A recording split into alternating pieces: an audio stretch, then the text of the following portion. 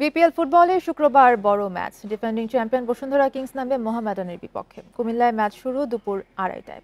চট্টগ্রামে আবাহনীকে 7-0 গোলে বিধ্বস্ত করে মিশন শুরু করেছে বসুন্ধরা। দ্বিতীয় ম্যাচে কঠিন পরীক্ষা কিংসের। ব্রাজিলিয়ান রিক্রুট মিগেল ফার্নান্দেজ পরীক্ষিত পারফর্মার। ফরওয়ার্ড রাকিব ফাহিমেরও ম্যাচ জেতানোর সামর্থ্য আছে। অন্যদিকে ওয়ান্ডার্সের জালে 6 গোল দিয়ে উড়ন্ত শুরু মোহামেডানের। লড়াকু মানসিকতা দলটির মূল মন্ত্র। আক্রমণ ভাগে ভরসা অধিনায়ক সুলেমান দিয়াবাতে।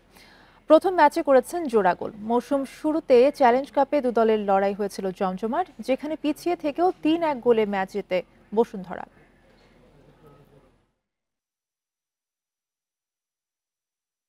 এটা অনেক ইম্পর্টেন্ট ম্যাচ আমাদের জন্য, ওদের জন্য।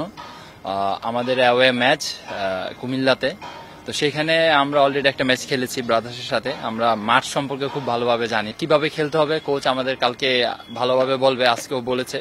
তো আমরা কোচের ইনস্ট্রাকশন ফলো করব।